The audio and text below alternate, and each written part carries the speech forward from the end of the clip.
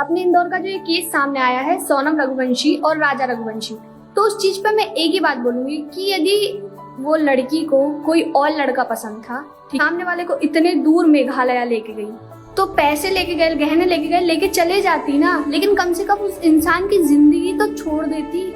अब ये सोच के देखो कि उसके माँ बाप के दिल पे क्या बीत रही होगी। तुमने तो तुम्हारा जो करना था कर, पहली बात तो तुम्हें शादी ही नहीं करनी चाहिए। यदि तुम्हें सामने वाला पसंद नहीं है तो तुमने शादी क्यों करी। सब चीज अच्छी मिलने के बावजूद भी तुम सामने वाले को इतना दूर लेके गए, वहां पर तुमने 4-5 लोगों को बुलवाया, उसकी हत्या करवा दी, ऊपर से तुम अपने प्रेमी के साथ भाग गए।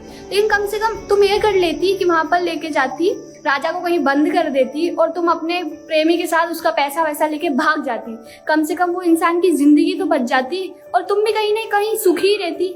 आज नहीं कल नहीं इन लोगों को पता चलता तो माफ ही कर देते कि चलो ठीक है, वो अपनी जिंदगी जी रहा, वो सामने वाला अपनी नई जिंदगी शुरू कर लेता। लेकिन तुमने क्या किया, तुमने तुम्हारा तो जीवन खराब करा तो करा, लेकिन सामने वाले का तो पूरा वंश ही खराब कर दिया तुमने। पहली बात तो पेरेंट्स से ये बात बोलूंगी कि भाई पूरी जांच पड़ताल करके ही अपने बच्चों की शादी करे, अदरवाइज शादी ना करे। सारी उम्र वो अपने घर पे बैठ के खा लेंगे, कम से कम तुम्हारे सामने तो रहेंगे। और दूसरी बात, मैं तुम लड़कियों को एक ही बात बोलूंगी कि यदि तुम्हें नहीं जम रहा है, नहीं पसंद आ रहा है, तो भाई रो लो, खुद ही आत्महत्या कर लो, लेकिन कम से कम दूसरे लड़के को मत मारो, उसके परिवार को मत खत्म करो। तुम्हारी इतनी सी गलती की वजह से